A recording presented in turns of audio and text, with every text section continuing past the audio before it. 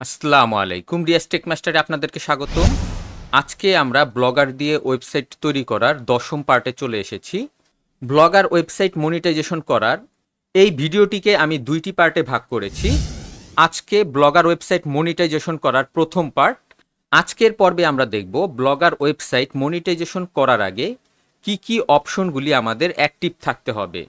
তা না হলে আমরা যদি মনিটাইজেশনের জন্য অ্যাপ্লাই করি, সেই মনিটাইজেশন অ্যাপ্লাইটি অ্যাপ্রুভ হবে না। তাহলে চলুন আমরা ভিডিওটি দেখে নিই। এর আগের ভিডিওতে আমি আপনাদেরকে দেখিয়েছি চ্যাট জিপিটি দিয়ে কিভাবে আমরা ব্লগারের জন্য কন্টেন্ট লিখতে পারি। তো এখানে আপনারা যতগুলি কন্টেন্ট দেখতে পাচ্ছেন সব কিন্তু আমি চ্যাট জিপিটি দিয়ে লিখেছি। আমাদের ব্লগার ওয়েবসাইট তৈরি করার আগে আমাদের খেয়াল রাখতে হবে যে আমরা কি কন্টেন্ট নিয়ে আমাদের ওয়েবসাইটটি তৈরি করব। যেহেতু আমি প্রথমে এই ওয়েবসাইটটিকে নিয়ে চিন্তা করেছি যে আমি টেক রিলেটেড নিউজ আমি আমার এই ওয়েবসাইটে পোস্ট করব, তাই আমি এখানে দেখতে পাচ্ছেন ডোমেনটিও কিন্তু আমি টেক রিলেটেড ডোমেন কিনেছি। তো আপনারা যেই রিলেটেড ব্লগার ওয়েবসাইট খুলতে চান সেই রিলেটেড আপনারা ডোমেন কিনতে পারেন।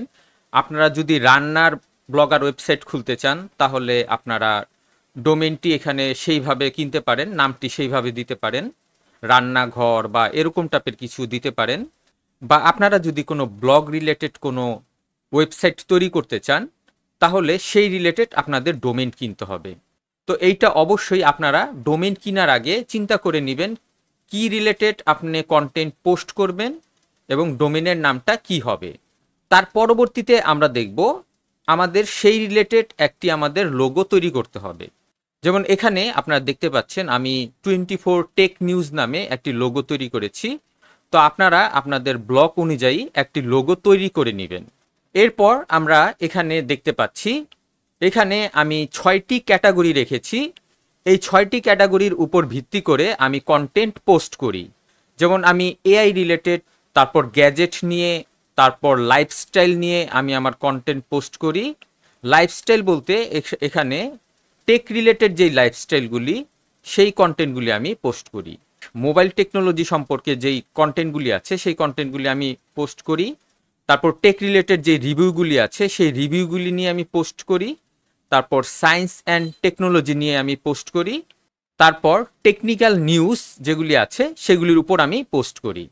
আমি এই 6টি ক্যাটাগরির বাইরে কিন্তু কোনো কন্টেন্ট পোস্ট করি না। আমরা একটু ব্লগার ড্যাশবোর্ডে চলে যাব। এখানে আমরা পোস্টে চলে যাব। এখানে যদি আমরা নিউ পোস্টে ক্লিক করি, এখানে আমরা যে লেবেল দেখতে পাচ্ছি এখানেও আপনারা দেখতে পাচ্ছেন এখানে কিন্তু আমার 6টি ক্যাটাগরির বাহিরে কোনো কিন্তু ক্যাটাগরি নেই।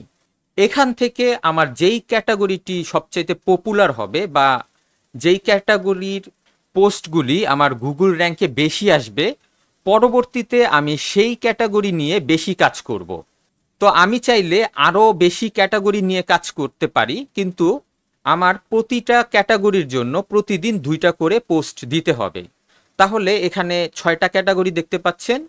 তো 6টার জন্য আমাকে রেগুলার 12টা পোস্ট দিতে হবে, এবং যদি আমরা কম করে পোস্ট করি তাহলে 6টা পোস্ট দিতে হবে রেগুলার। তা না হলে আমার কিন্তু এই ওয়েবসাইট থেকে ভিউ ভালো আসবে না। এরপরে আমাদের ওয়েবসাইট মনিটাইজেশন করার জন্য আরও কয়েকটি কাজ করতে হবে।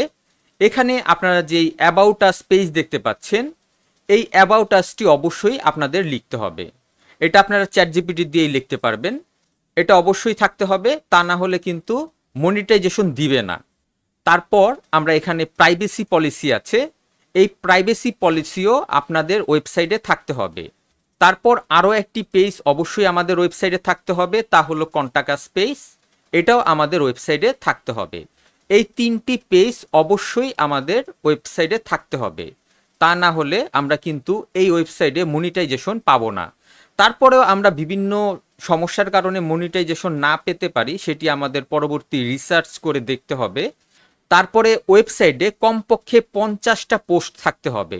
এখানে আমরা আমাদের ড্যাশবোর্ডে আবার চলে যাব। এখানে আমরা পোস্টে চলে যাব। এখানে আপনারা দেখতে পাচ্ছেন আমার অলরেডি 53টা পোস্ট করা আছে। তো আমি এখানে যখন 70টা পোস্ট আমার কমপ্লিট হবে আমি মনিটাইজেশনের জন্য অ্যাপ্লাই করব। এরপর আমরা একটু স্ট্যাটাসে চলে যাব। এখানে আমরা আসব। এখানে আমরা দেখতে পাচ্ছি আমাদের ইয়েস্টারডে ভিউ আছে 45টা। আমাদের এখানে ভিউ 100টা হলে সবচেয়ে বেস্ট হয়, কারণ 100টার কমে ভিউ যদি হয় সেক্ষেত্রে অনেক সময় মনিটাইজেশন দিতে চায় না। তো এখানে অবশ্যই আমরা প্রতিদিন 100টা ভিউ যখন আসবে তখন আমরা মনিটাইজেশনের জন্য অ্যাপ্লাই করব। এরপরে আপনারা কখনোই নিজের পোস্ট নিজে ভিউ করবেন না। যেমন আপনি যদি এখানে ক্লিক করে আপনি আপনার কম্পিউটার থেকে ভিউ বাড়ান, তাহলে এখানে কিন্তু ভিউ বাড়বে ঠিকই, কিন্তু গুগল কিন্তু আপনাকে ধরে ফেলবে আপনি নিজের ভিউ নিজে বাড়াচ্ছেন। তাতে কিন্তু কোনো লাভই হবে না, আপনাকে কিন্তু মনিটাইজেশন দিবে না। তো আজকের ভিডিওতে মনিটাইজেশন অ্যাপ্লাই করার আগে যেই কাজগুলি অবশ্যই আমাদের করতে হবে তা আমি আপনাদের সাথে শেয়ার করেছি। তো আপনাদের এখান থেকে যেই প্রবলেমগুলি আছে সেই প্রবলেমগুলি অবশ্যই আপনারা ঠিক করে নেবেন।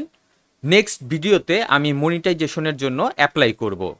তো আশা করি ভিডিওটি আপনাদের কাছে ভালো লেগেছে। ভিডিওটি ভালো লেগে থাকলে অবশ্যই লাইক, শেয়ার এবং কমেন্ট করবেন এবং আমার এই চ্যানেলটি সাবস্ক্রাইব করবেন। নেক্সট ভিডিও দেখার আমন্ত্রণ রইল। আজ এ পর্যন্তই। খোদা হাফেজ।